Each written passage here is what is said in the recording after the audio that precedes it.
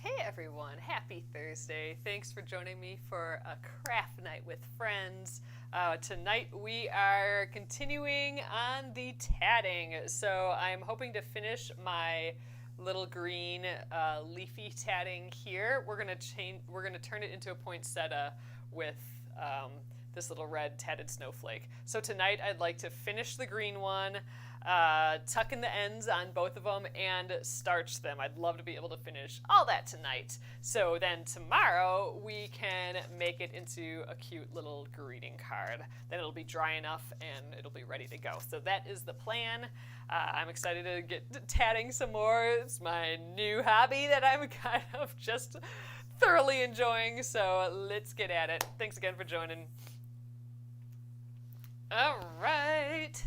Here we go, you guys. Zooming on down. And, all right. So this is where we left off. We did 2 rings on our tatting piece here so far. Our tatted piece. And I've been doing the same snowflake pattern for all of these. I think this is the first time I'm kind of doing a variation on it. So this time I've added where we flip the work, where we like reverse our work and do some chains. So I do have some chain stitches where it transitions from ring to ring. Oh, you got your December stitch project. Oh, Rockin' Robin, awesome. So on that note, you guys, yes, so tomorrow is the last day we'll work on this because next week we will be starting our cute little cardinal evergreens embroidery. So we'll be back on the embroidery train. And I'm just super excited to do these little like pine cones, these set and stitched little branches. So we'll be stitching this whole thing from start to finish next week. And I think it'll probably take the whole week. Sometimes we get done a little early, but we got a lot of satin stitches and stuff, so those little guys will take some time. But that will be next week. So that's awesome. So yay, I'm happy that you'll be stitching that with us. That's super duper exciting. I always love embroidering on here, so that'll be fun. So we'll be taking a break from my little tatting detour here next week. But yeah, so I've added chains in the middle here, and without them, it looks like this, where we've just had our little piece of thread kind of connecting all of our rings. Now I've gone and added those chains, and look how much like more detailed and pretty it's just looking with those extra bits there. So that was my first time doing those, so I'm just attempting to keep going with it. And I think I left enough thread to do with it with the tail. I left a long tail, so I'd have enough to do those little knots. And I think it's working, and I think I'll have enough, so that's good. I'm hoping I have enough on enough thread on my shuttle here. That'll be that'll be the trick. So all right, let's just continue where I left off. I left off making our little loop trio here. So I'm gonna put my knots where I left off between my thumb and third finger, and then wrap this loop, my ring, around my hand there, and it's just the right spot to just start up again. So 1, 2, 3, 4, 5. Yep, I am at the point to do those picots, but this is just a little long, so I'm going to wind it back up. Okay, so let's I think I need it one more time. Let's do it one more. There we go. That's a good amount. That's a perfect amount. Okay, so let's do our under over, and I'm saving that space here now, just like I'm not pulling it all the way to the knots, just so I can get that little picot in. I think that's a little small, though. I'm going to make it a little bit bigger. I was going to make a guide. I keep saying that I'm making a guide for how big to make these picots, but I'm just estimating right now. All right, there we go. Picot 1. Let's do double stitch. Oh, Subhuman Chick, this is called tatting. So we are tatting with a shuttle here. So shuttle tatting. And we've been doing this the past few nights. I'm new to shuttle tatting, or just tatting in general, and it's been just like super duper fun to learn. So we've been doing some of the beginner stuff here. But it looks like magic. I'll go through like the details on how to do it again soon once I get through these picots here. The picots are, I'm making a whole pile of snowflakes. The picots are like these long little loopy loops there. Okay, let's do our big picot that's right in the middle. I think I had it about an inch. I think that looks about good. Oh, you're stressing just watching me do it. Oh, it's, I'm telling you, that is how I felt when I tried to learn the first time, like 10 years ago. Like, it was too scary to, like, even pick it up again after that. I think I was, like, traumatized from not getting it, or just, like, it just being, just couldn't quite get it. But now, now I got it out again and kind of relearned it, and I'm just loving it now. So I'll go through the basic idea right now. I'm gonna just unwind this a little bit. So this is a shuttle, and we've wound it with the thread. Where do you find the tatting tool? So it's called a tatting shuttle. We did have a bunch in our shop on Penguin and Fish. So you can get on the waiting list there. We did order more, but we sold out of them. But otherwise, just Google tatting shuttle, and they're around. The one that I have has a little like point going up, and it actually has like these little holes on the side. It's not even a hole; it's just kind of an opening.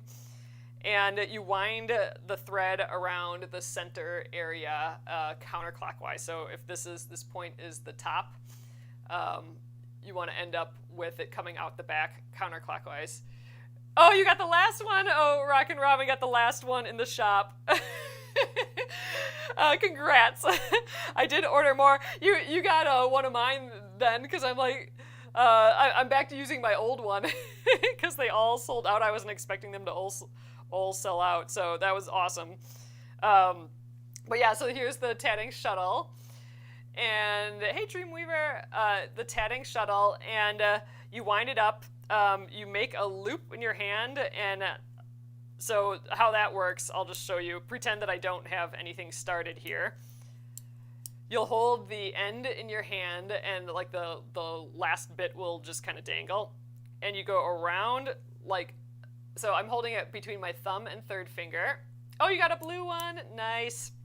You go up and around your hand, and then you come back and hold it back with your thumb and third finger. So you got a loop going around your hand, and you're just going to be dealing with this front string right here and the string coming from your shuttle here. So I'm going to actually go back to where my piece is, and I'll show you how to do a double stitch. And a double stitch is like the unit of making for tatting. So basically everything in tatting is some form, as far as I know, I'm a beginner, but as far as I can tell, tatting is just basically some form of a double stitch. So that's what we'll do right now, is a double stitch. And, oops, come back here, guy. My picots are getting away from me. But a double stitch is two halves. You got the under-over, and then the over-under. I'm sure it's called, like, the first half of the stitch and the second half. I'm sure there might even be a name for it. I don't know. That's how I think about them, is under, over, and over, under. And you'll get that in a sec here. So I'm going to hold the shuttle in between my thumb and forefinger here. Here's my loop going. And I'm going to swoop my shuttle hand here in front of and then underneath the thread that's coming from my thumb to the shuttle. So in front of and then underneath, so it's wrapped around my hand here. And then I'm going to show you from the side because I think it's a bit easier to see. I'm guiding the shuttle underneath that thread that's between my thumb and pointer finger there. So I'm going, first of all, I do that swoop, so in front of and around, and then I'm going under that thread and then over. But to go under, I gotta slide the shuttle past my finger, so it's actually like going in between the my finger and the shuttle. And then I'm gonna come back over, and the thread is going past the shuttle and my thumb there. And then it's gonna keep coming through, making a little loop there. All right, so we have a loop on our tight thread right here. So this is like the most important thing I think in tatting is this flip. So it's being mindful of this loop basically. So the loop right now is around this tight thread here. I actually want to reverse that. So I want my shuttle thread to be tight and this thread to be loose so that I have a loop around my shuttle thread. I don't want my shuttle thread looped around here. So it's basically the reverse of this. And how we do that is I'm going to loosen my finger here, which makes that thread go slack. And at the same time, I'm going to pull with my shuttle so it is tight. So I'm going real loose with my finger here. And then at some point it will flip. So there we go. You can kind of see now that loop is now on my tight shuttle thread, and this thread is loose. So we've flipped it around, and that's what every stitch needs to do. It needs to wrap around the shuttle thread like this. So I'm going to actually hold the shuttle thread tight, and I'm going to kind of jerk up my finger a little bit, and that's going to guide that knot to my beginning, my first knots here. If this is your first knot in the whole piece, it'll just go up to your fingers here. So there we go. So that's the first half of our knot, and the second half is now the over under. So this time I'm going to just let the thread dangle. I'm not going to swoop. It's just going to dangle. And now I'm going to go over the thread, then under. So over, slide past my thumb, and under, and slide past my finger there. And there we go. We have another loop-de-loop there. I am going to flip that loop again. So let's see how it's on this thread. I want it the other way around. I want it on this thread. So let's loosen the finger and pull with the shuttle. And when I get the shuttle tight, boop, there it goes. Now the loop is on the shuttle thread, and I'm just going to kind of jerk that down to the other knot. And that is a completed double stitch. So that's the whole deal. That's all of tatting right there, basically. I'm using embroidery floss. That is not ideal. I just got going with it, and I just kept using it. I have an embroidery company, so I have tons of embroidery floss, and it's just the right length for these snowflakes. A better thread would be like a cotton thread like this, like a cotton crochet thread basically, or a pearl cotton floss. This is it's like a tightly wound cotton thread, and it comes in all different sizes and stuff. This I'm using, the embroidery floss here is pretty thick, but it seems to be working decent enough so far. So, all right, I'm gonna do the under, over, over, under again. So I have 2 double stitches for my pattern. I need 5, so I have 2 done right now. Let's swoop, and under, over is the first one. So under, over, and here's our loop. Let's flip that loop to the other side. So loosen and pull, and there we go. It changed direction. Scooch it to the other ones. And we're good. And now the over, under. So over, under. So under, over, then over, under, and then flip that loop every single time. All right. And you know you've done it right if you pull on the thread that's connected to your shuttle. If you pull on that thread, your loop around your hand should get smaller. And if you pull on the loop, it should be able to get bigger. So basically all your knots should be running smoothly on your thread that's connected to the shuttle, or the core thread is what that's called. So that's like the inner core for all of our knots. and they need to be able to move along that thread. If they don't, that's big trouble with tatting. So if they don't, you probably didn't do that flip of the loop. That's why the flipping of that loop is so important. If you don't flip that loop, you'll make like a real knot where nothing will be mobile anymore. So you will never be able to like move this loop anymore. We have to tighten this loop eventually to make these little rings. So we absolutely need everything to be able to be mobile on this ring yet. So that comes from doing that flip. So if you can't pull this, then check your knot, see if it maybe looks like it didn't flip, and if it didn't, you're gonna have to like pick it out. You can use the little tip on the shuttle here. You can pick it out and redo it. So that's why I check often, because it would suck for it to be like way back here and then me have to pick out like all of these knots. That would be annoying, mega annoying. All right, so we got 3. So here's what it looks like from the top. From the top is when it looks like magic, I think. So swoop under, under, over, flip that knot, and over, under, and flip that, or that loop. And there we go, there's one. So that's when it looks like magic, right? So here it is again, zoop, zoop, and zoop, zoop. Oops, got caught. Come on, guy, there.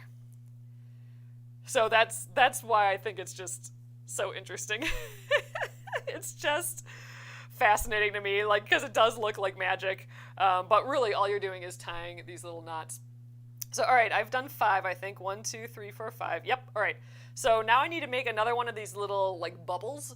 They're called picots, and the way you do that is just so what I'm doing here, first of all, is I'm unwinding more thread from the shuttle, just because I'm using up the thread, so I need a little bit more available to me, and I have to keep making my loop bigger just so I have the working space here, because as I add knots, I'm using up that thread. So I'll be unwinding every once in a while from the shuttle here. All right, so a picot, the picot is just made by starting the double stitches that come after the picot.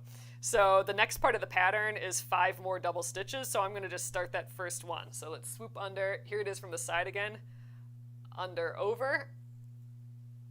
Let's flip that loop. There we go. And for the picot, I'm going to just leave a space. And that space, that's whatever the size of your space that you leave, your picot will be like half that size.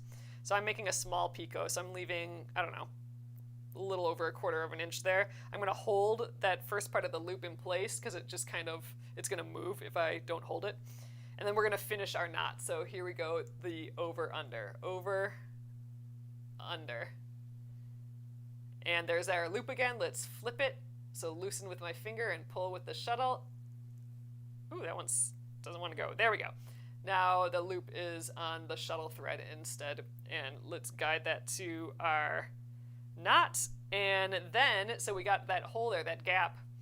Oh, you're trying to learn this right now, Alicia? Ugh, awesome, that's awesome.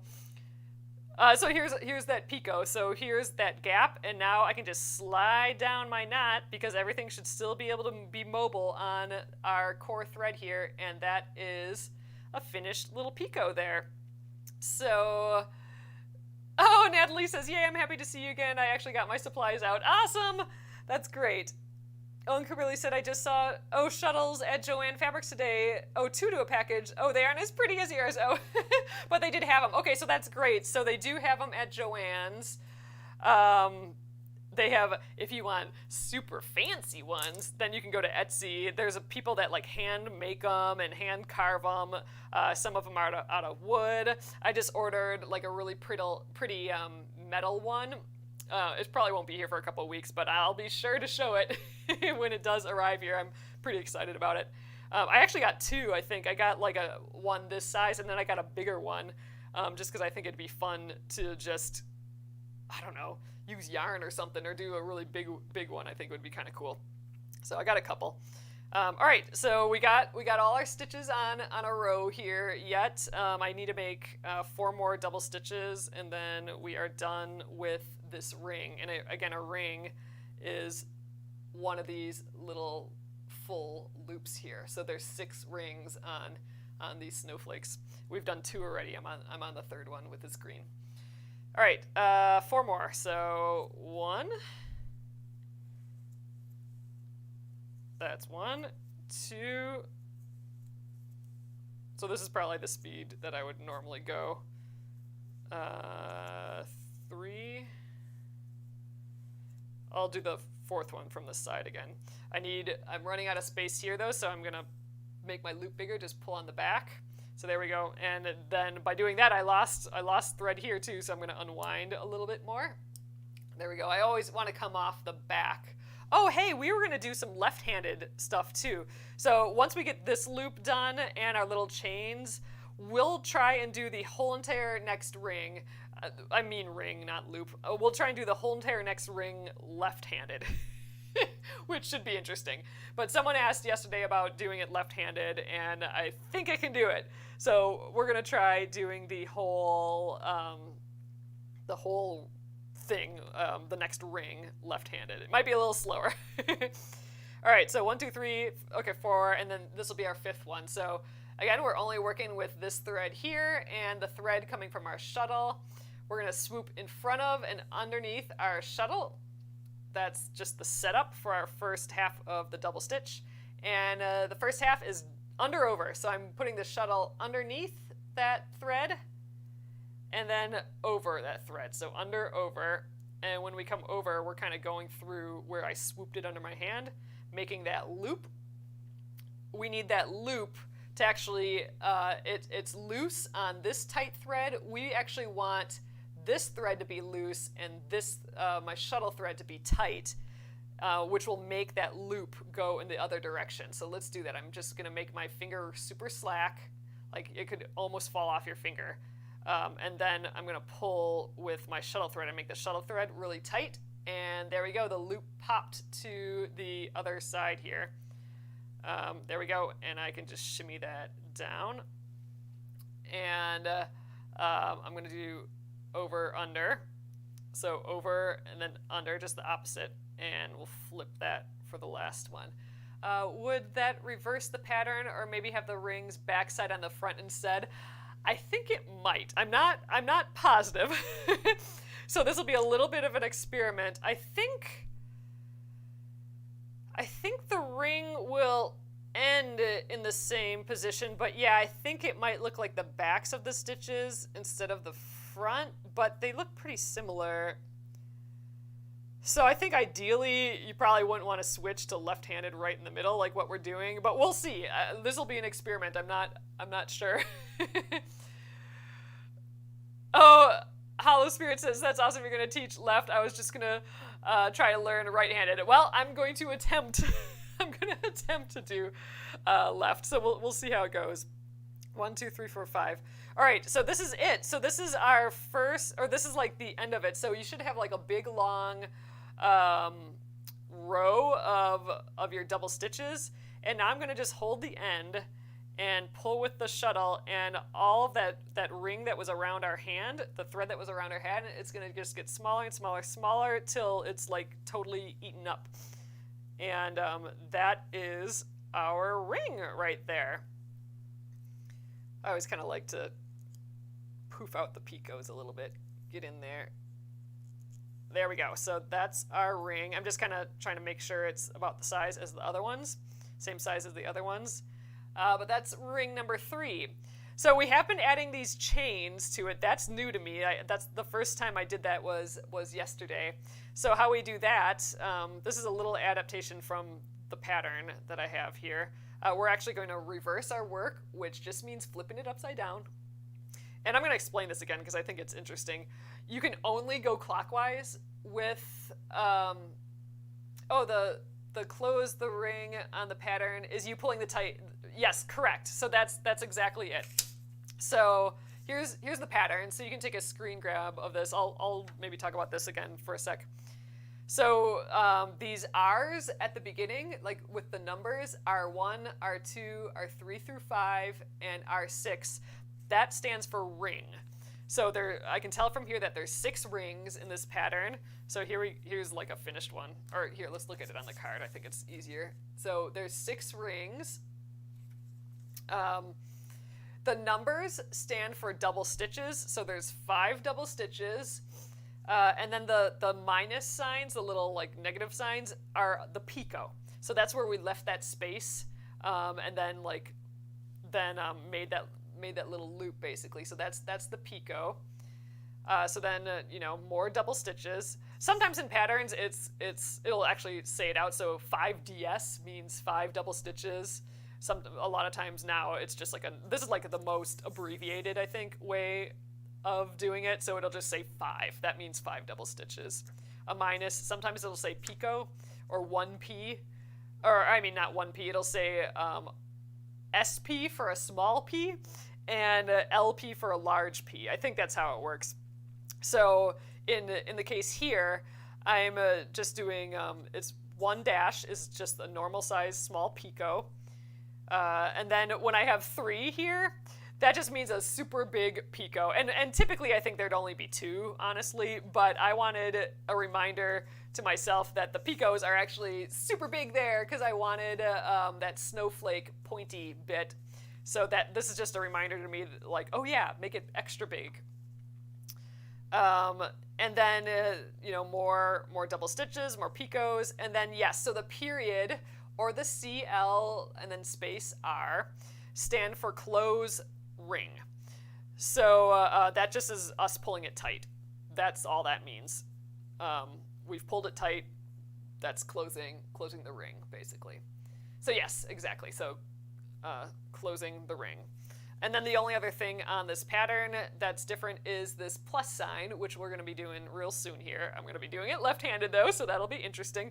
But the plus sign is a join. So on here, it's basically when you join your thread to a picot.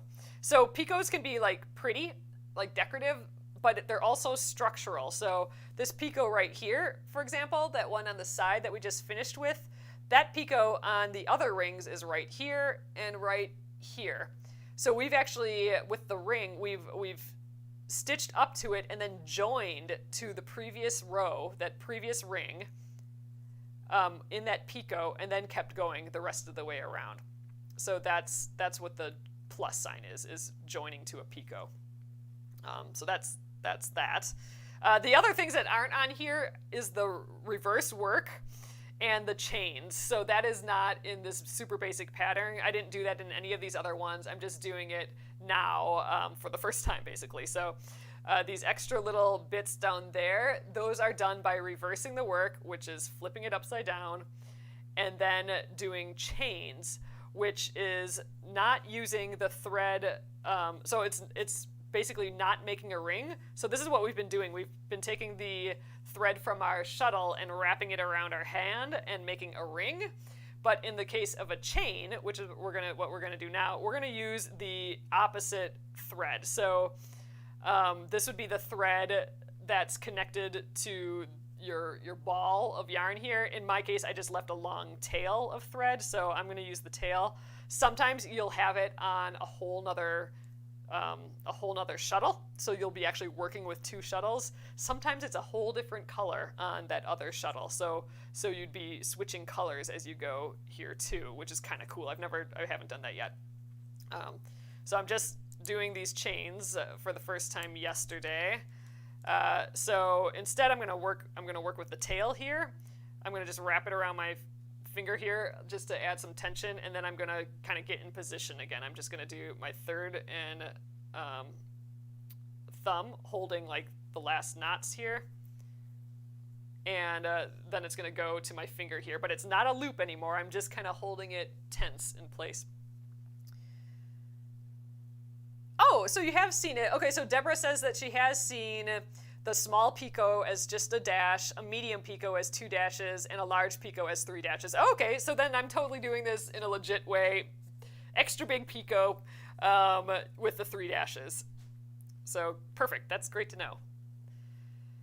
Alrighty, so let's do our chain stitches. So I'm just gonna do 3 double stitches. A chain is just more double stitches on a different thread. So all right, swoop in underneath, and we're gonna do our under over, flipping the knot, and we're gonna drag that loop to kind of where our ring ends, just still where it can't go anymore. So it's connecting with the previous chains, and it's connecting with that ring we just finished. And then the over under. So over, under, flip that loop. There we go. That's our first chain. It's just more double stitches. First double stitch of the chain. And let's do 2 more. So under over. So this part is not in the pattern. You would see it as reverse work. I think that's what it is, like an RW, and then a CH for chain. And it might say things like switch thread and that sort of thing if you're switching bobbin or like shuttles and stuff. I'd have to look at some of those other patterns again. But there we go. So we have 3 chains that are just kind of hanging out on our tail thread here. Oh, Llamas doesn't have time to watch, but I'm happy to see you live. So I am live, you guys, every day, Monday through Friday at 8:30 p.m. So we're gonna do 1 more day of tatting, and then we'll be doing some embroidery. It'll be our embroidery of the month pattern, which is the little cardinal in the evergreens. So that will be our embroidery for next week, and that's so new craft next week. All right, so I did my 3, and now I'm going to reverse my work again, which is just flipping it upside down, and we can start our next ring. Ooh, and I'm going to try this left-handed, so okay, bear with me for this for sure. But I think this is interesting though, so I want to talk about this a little bit, that the reversing of the work. I was reading about this and I'm like, oh, that's neat. So you can actually only work tatting, as far as I know. Oh, sorry, it's Central Time, so 8:30 p.m. Central Time. Zest Brew. So I'll be going to like 9:30, so I'll be here for at least another half hour. And I do actually kind of want to get this done, although I am kind of putzing, and we're going to do it left-handed a little bit today too. So we'll see. If we don't get it done today, we'll finish it tomorrow. But you can only go clockwise with tatting. And this might be wrong, but because I'm not super advanced, but from what I've been reading and stuff, you can only go clockwise. So, for example, like my rings, when I make a ring, I can only do it clockwise. So they're all made clockwise, and I can only do my work clockwise too. So this whole thing is made clockwise, and the rings are made clockwise. Left-handed, I'm wondering if it would go counterclockwise. I actually don't know. But to get these shapes, or to get any shape that is not going clockwise, so if you have to go counterclockwise, you can't really do that. So to do like an S, for example, or here, for example, for the chain. So this is clockwise, but the chain is kind of going down and underneath, so that's actually going counterclockwise. But we can't go counterclockwise, right? We can only go clockwise. So to go counterclockwise, I have to actually flip my work. So I got to go backwards, basically. So by just flipping my whole thing to the back, now that chain is going clockwise again. It's not going counterclockwise anymore, it's going clockwise. So I do those couple chains, which is going clockwise, and then I gotta flip it back so I can go clockwise with the next ring. So it's a whole matter of reversing your work and then coming back to the main side of the work, because we can only go clockwise. So to manipulate that, we gotta actually flip our work around to continue to go clockwise. It's just kind of cool. I think it's because the tops of the stitches are slightly wider. Oh, I think I missed what that's referring to. All right, so let's give this a go. I'm gonna attempt to do this left-handed now, and I'm not left-handed. So give me some grace with this, but I think, you know, I would not even attempt to do this with crochet or knitting or anything else, but like I think with tatting I can do it. So I'm gonna hold like where we're gonna start with my thumb and third finger. Just I'm holding it with my right hand here. And now my shuttle's gonna be in my left hand, but you'll notice that the thread is coming off towards me now. I don't want that. So if I was really starting left-handed, I wouldn't wind it counterclockwise. I'd actually wind it clockwise. So that's a change. But to avoid, or to like still have it go backwards, I'm just gonna unwind it once. I mean, it's coming off the front now instead of like, if I was going clockwise, winding it on the shuttle, it would come out here, but I don't know. It seems like it'll be fine if it's coming off the front too, as long as it's just going away from me when I hold the thread here. So let's go around. Oh wait, thumb and third finger. Let's go around my hand, and we're gonna come back up to my thumb and third finger. So we're holding it there. I'm going to be a little slower here doing it left-handed, but there we go. So now it should just be the same. I think we might end up working counterclockwise. So I'm not quite sure, since I started right-handed and now I'm switching left-handed, I'm not quite sure how that whole clockwise, not clockwise thing is going to work. But regardless, we are going to come back to the center no matter what. So we can kind of fake it, I think. We'll be doing the next chains. I think it'll appear to look the same, even if it might actually be backwards. I think we might still be okay. So let's give it a try. There might be some people here that actually know, but I'm just guessing. Guessing this whole left-handed deal. All right, so there we go. Thumb and third finger wrapped around. And I got the shuttle in my hand here. So we're gonna go, I gotta swoop, let's get a little bit more thread here.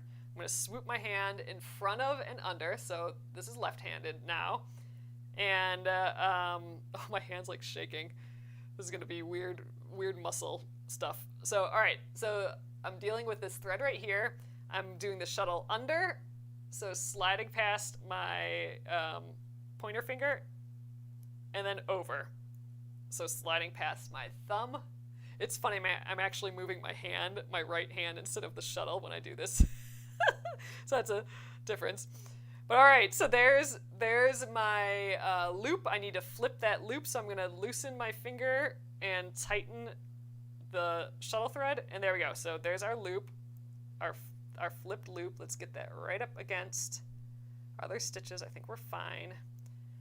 And now I need to go over under. So I'm going to let that thread dangle and then go over that thread and under.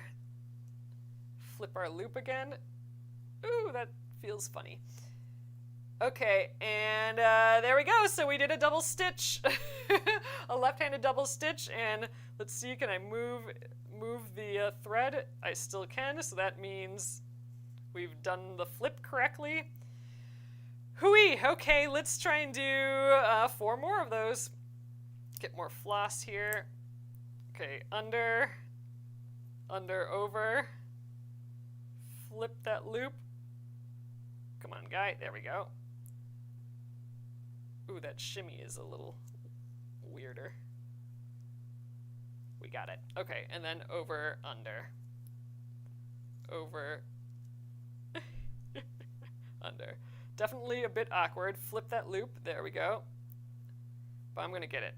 We're going to get speedy by the time I'm done here. Make my loop a little bit, my ring a little bit bigger there. Okay, my knot still move. All right, let's do some more. Under, over, flip. Okay. I'm trying to get it to be comfortable in my hands now. And flip. All right, that's 3. Get more thread. So presumably this is doing it left-handed.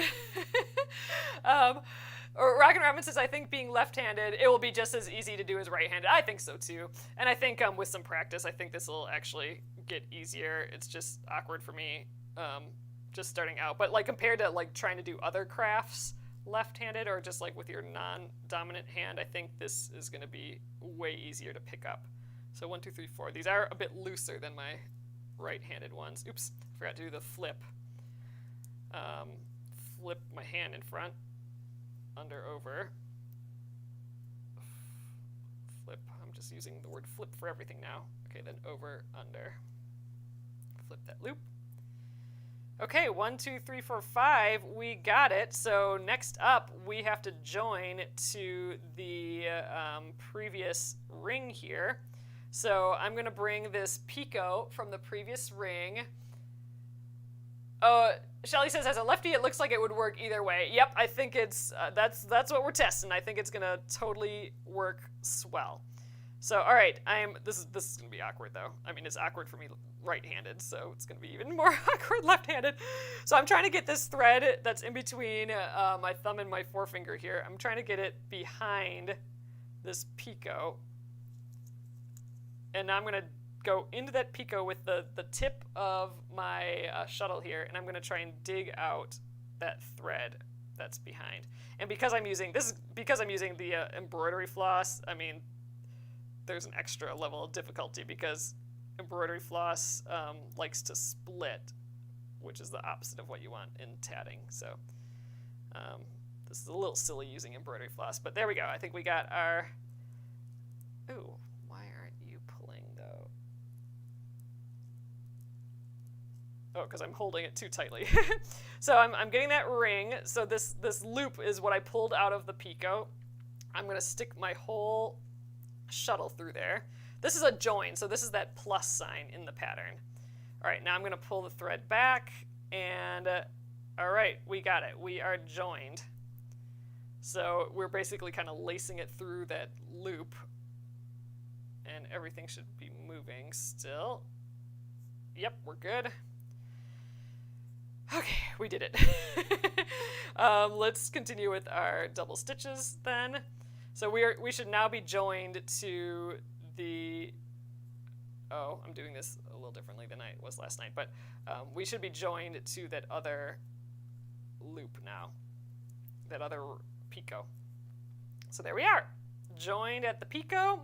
So it works left-handed too. Just gotta make my loop bigger. All right, let's keep going. I want to continue with this left hand. I want this to be comfy in my hands. So that was 1, 2,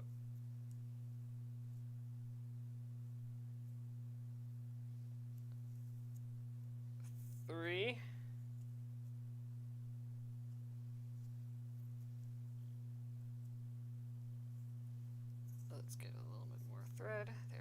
All right, I'm starting to get it, starting to feeling it. 4.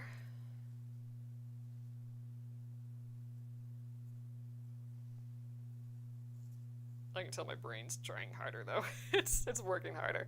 1, 2, 3, 4, 5.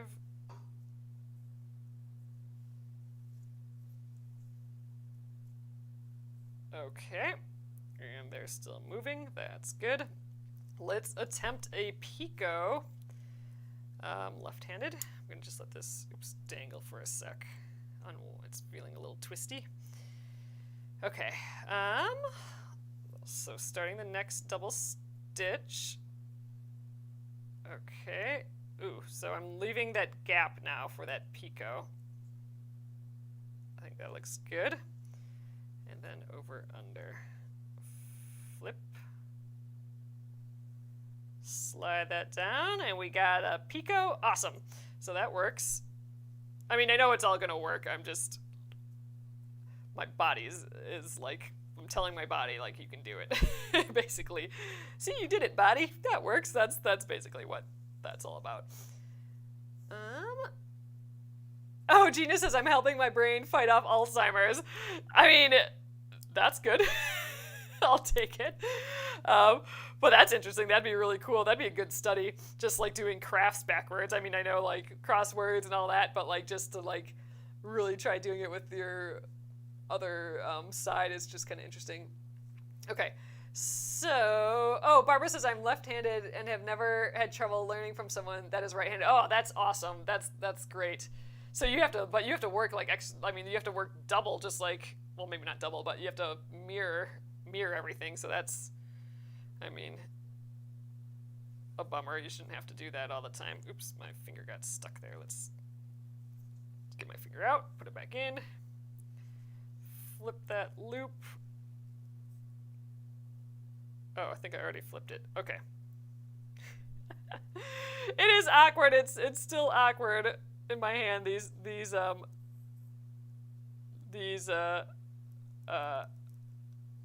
picots for sure. Okay, a little bit more. All right, we're going with it right there. Over and under. This is my big picot. That super big picot. All right, let's slide it down. All right, we got it. Good. Let's do in, under, over, flip. The flip, you know what this feels like? It feels like the first one that I did, oops, with my right hand. Like I feel like these flips are, like I'm a little tighter with them compared to after like the second or third time I was, the snowflake that I made, I got better at just being looser with those flips. This is still working though.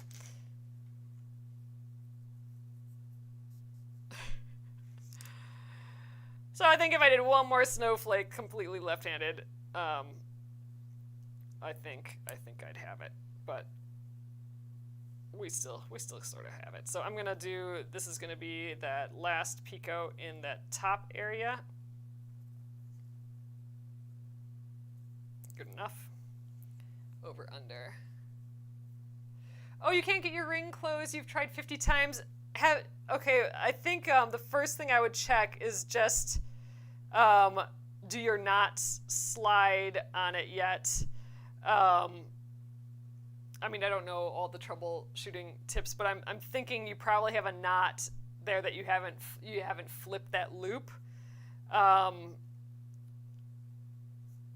Sometimes when you pull on it, it's funny. Like if I pulled this, like my last knot might flip over. So you might want to try just checking that last knot, and then when you pull, just try and keep it all straight, like it's all moving on that core, not so that you accidentally pull this one and then try and pull the other one. It might just like flip back. I would try that. Yeah, just try, maybe practice with just doing like 10 double stitches and trying to pull that into a ring first, and see if that works, just to practice. The knots have to flip. Yeah, so the flip part, that's got that, somewhere in that flip is where it's most likely going wrong. Like I can just tell, like right there, I keep pulling this one on accident to make my ring bigger, just because I'm thinking right-handed still. And every time I do that, I think I'm tightening it a little bit more and making it harder for my ring to move. Like avoid pulling up on that one. Okay, what else do I got in this one? I got to do 4 more double stitches. And then I'm going to be switching back to right hand. I don't think I'm going to do the chains left-handed, but you get the idea.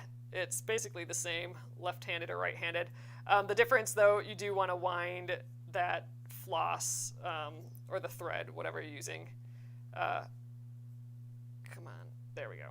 You want to wind it clockwise on your shuttle instead of counterclockwise, although this seems to be working fine too. Okay, 1, 2, 3. Got to do 5. I am clumsy with this hand though. Like it's shaking a little, and it's just when I have to pick it up again, it's being awkward. Okay, I don't think I did that right. Let's let that dangle again.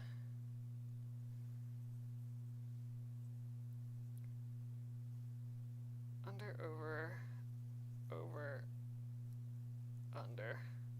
Weird. I almost totally forgot how to do it then. 1, 2, 3, 4, 5.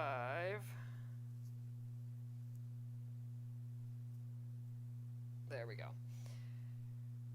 All right. The first time, Natalie's saying the first time I tried, I didn't understand what flipping was until you did by accident. Yeah, so that's the thing with me. So I got that kit like 10 years ago. That's where this shuttle came from. And just trying to read instructions and look at like drawings and try and figure out, first of all, this motion of sliding past your finger, that is a completely new concept, just like the actual, like that is flossing past my finger there. That was totally new to me. And then this flip too. Yeah, this like getting that loop from here to here, flipped around. Totally a different concept that I had never heard of in any other like needlework type stuff. So I just didn't get it because I didn't even know how to think about that, you know? So it took just some more YouTube videos and whatever, just more recently here for me to kind of get it. But then once you get it, it's like, oh, okay, that's the whole idea, staying on that core thread there. All right, we're done with all the picots. Now I just gotta do 4 more double stitches, and then I am going to be right-handed again. Okay, let's make a little bit more thread here and a little bit more thread here.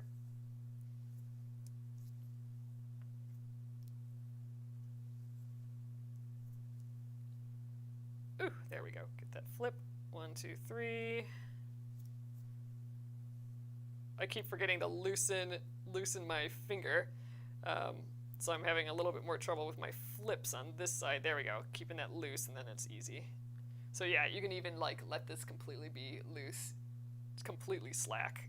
That will help. 1, 2, 3, 4.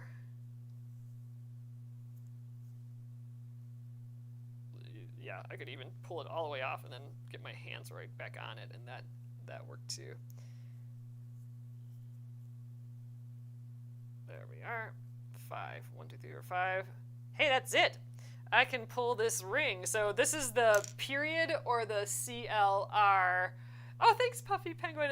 The CLR in the pattern. So the close ring. CL for close and R for ring, or just a period.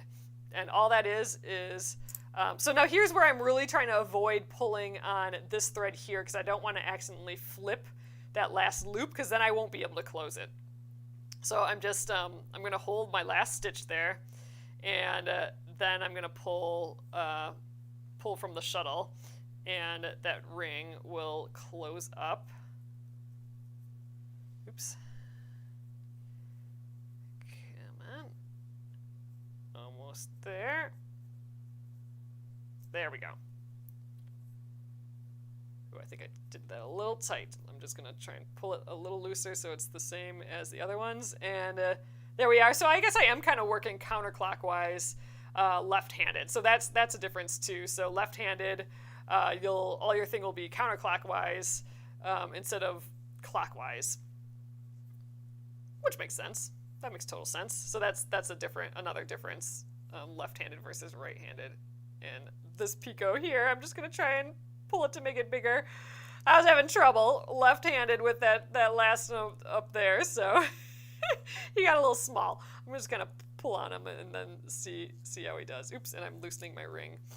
All right, let's pull that tight again. I am going to switch back to right-handed, and then I'm going to just try and crank through. Oh, it's almost already 9:30, so I am going to try and just crank through these other 2. Gosh, maybe we'll just do one more. Yeah, I kind of putzed around with that, but that was fun to do. Fun to try that left-handed. Felt good. There, I warded off some Alzheimer's. That's great. All right, let's wind some of this back up. I'm going to do that chain now, so I'm going to reverse my work. So flipping it, and I'm going to use that tail again. Just get some slack up here, and we're going to do the 3 double stitches. So under, over, flip. Gosh, it almost kind of feels like my right hand wrist. Like this wrist feels all cramped up now from doing it left-handed. So that's good practice. I'll like strengthen that wrist. Really should like this would be cool to be like super ambidextrous at this. That'd be kind of fun.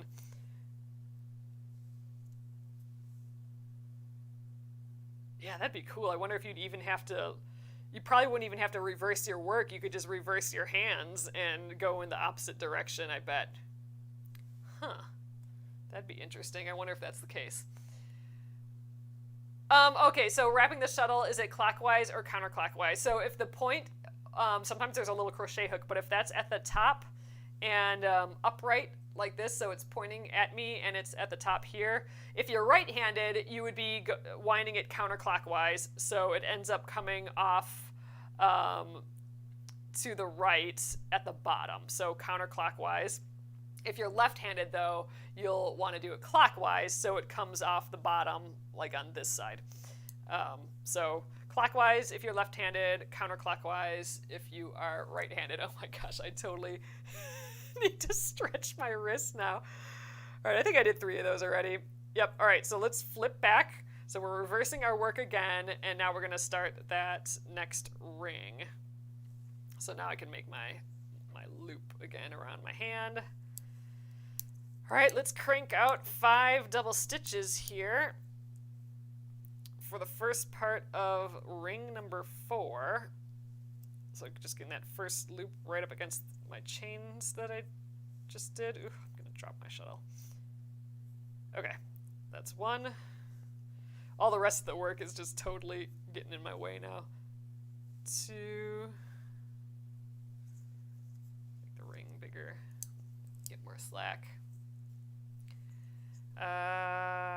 3.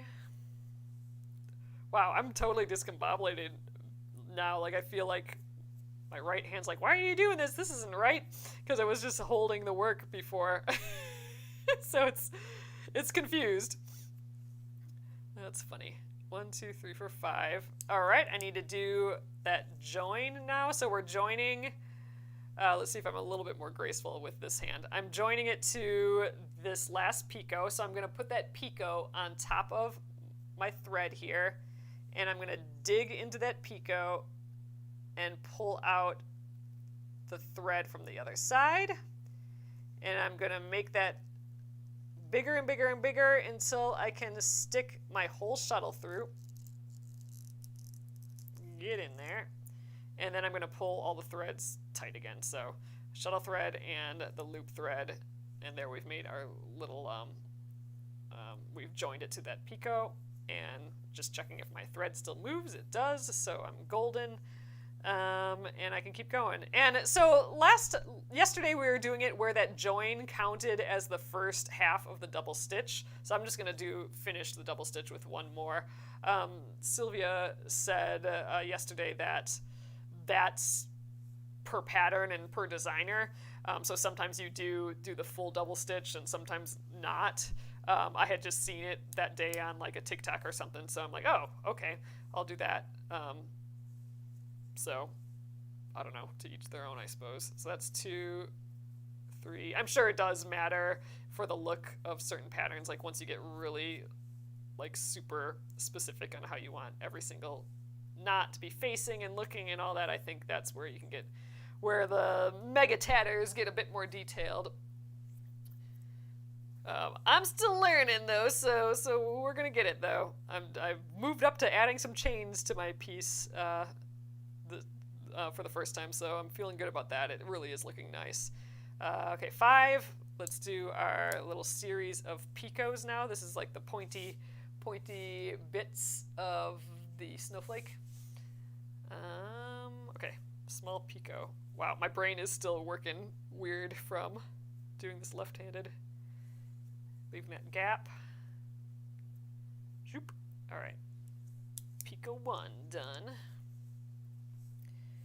Another double stitch. Okay, here's the big picot. This is that 3 lines in the pattern. So the extra big picot. I think we even had it bigger than that. I think it was about an inch. Ooh, smaller than that though. There, I think that looks good. Get the other half. Oop, flip that knot. Shimmy it all down. There we go. Big picot. It gets tough once you have tons of stitches on here. It gets tough to keep handling them and not having the knots get weird and stuff. So that's going to take some getting used to, I think, for me at least. Just like having this whole row and kind of managing that a little bit. I'm sure there's a trick to that. That'll go on my docket of next tricks to learn to continue this tatting journey, I suppose. All right, there's that picot. Now I have 4 double stitches. Okay, 1. Really 5, but I've already done 1 by making that picot. So 2, 3, 4, and 5. We're cruising now.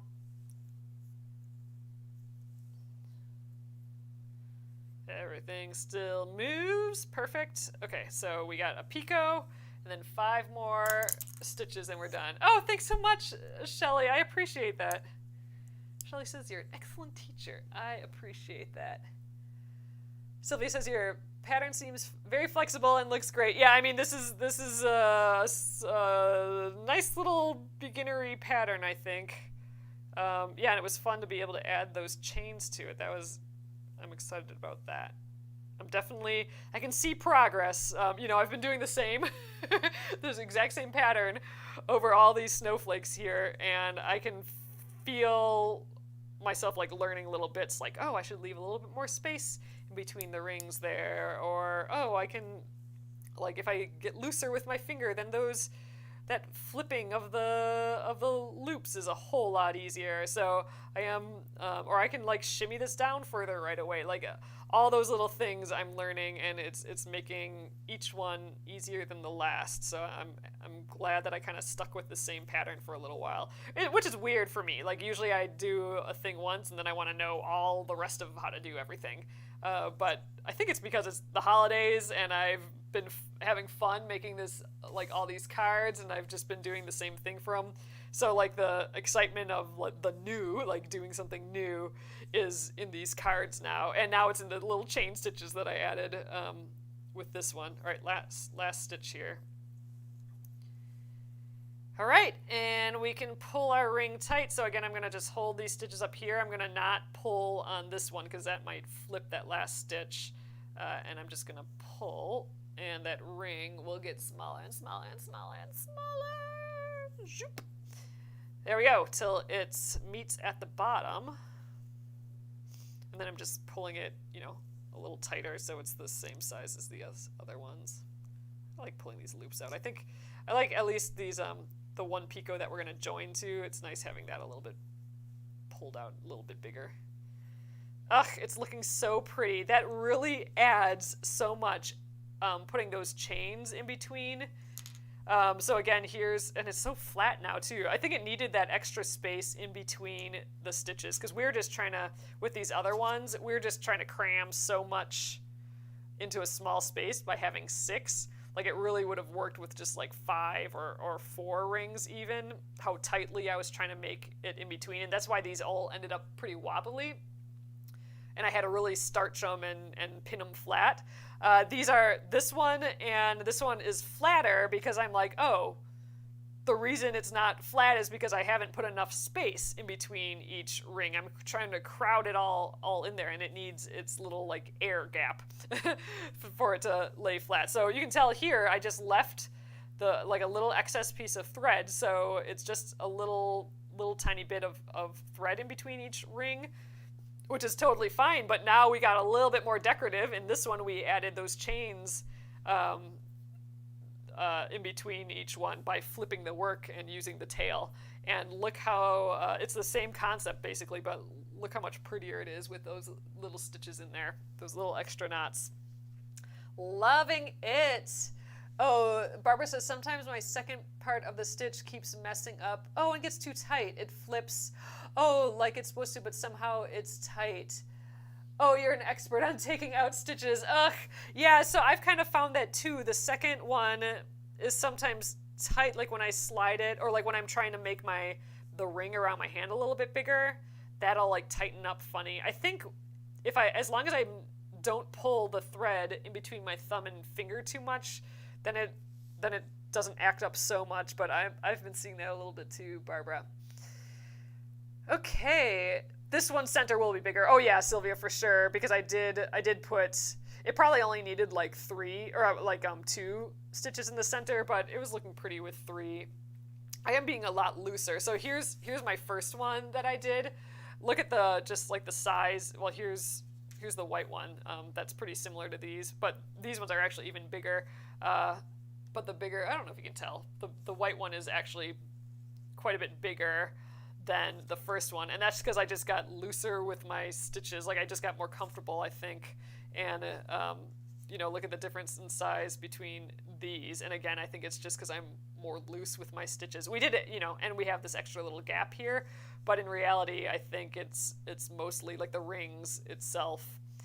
It just looks like I'm looser with it, so kind of happy about that. Not that I don't even know if that's good, but I feel like without doing it so tightly, it moves along the thread a little bit better, around the core thread, that shuttle thread.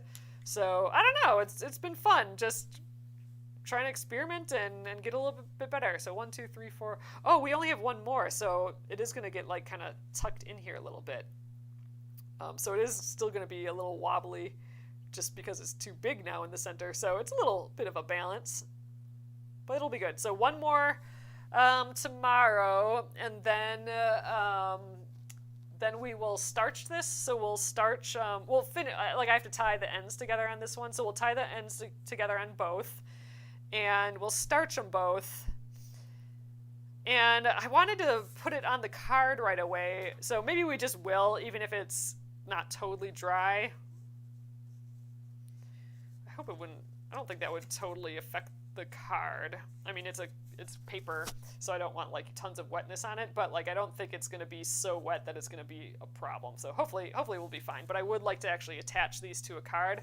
I'm going to do it very similar to this one, where I just layer them on top of each other. These are actually not connected. They're just tied on top of each other. They're tied through the card, so you can actually untie them and have little individual snowflakes. But I want to do this green and red one together, so it's like a poinsettia almost. Ugh, it's gonna be so cute. Okay, love it. These two colors together are gonna be just so cute. And we'll make the ends all nice and pointy again too. Ugh, it's gonna be pretty. The only bummer is that I'm hiding all my pretty chains that I did. But when you take it off the card, then that green snowflake will have those chains. But I'm learning. So fun. All right, you guys. So thank you again for joining me doing all this fun tatting stuff. I really am having a great time. I will definitely be doing this again when I get my fancy shuttles that I ordered for myself for Christmas, basically. So I'll show you those. Oh, Noeline says I ordered my tatting spool. Should be early next week. Yes! Can't wait to have a crack at it. That's awesome. Oh, she says cool sweater. I am testing out. I cleaned my drawers up a little bit, like getting rid of stuff, and I'm testing out all my sweaters. I'm going through all of them. So this next week you might see all my fun clothes on. Just testing it out again. It's been fun. So yeah, so then next week we'll be working on the embroidery of the month, which is our cardinal in the evergreens. So that will be next week. So no more tatting after tomorrow. Well, I'm excited. That'll be fun to do some embroidery again here. Ooh, and I did draw on the next embroidery of the month, and it's looking pretty cute. So I'm excited about January's embroidery of the month. Man, the first embroidery of the month of the new year is coming up here. I know it's just the beginning of December yet, but it'll go like that. So great. So thank you guys again. I will be finishing this up tomorrow at 8:30 p.m. Central Time. And I will see you all then. Have a fabulous rest of your evening. Good night.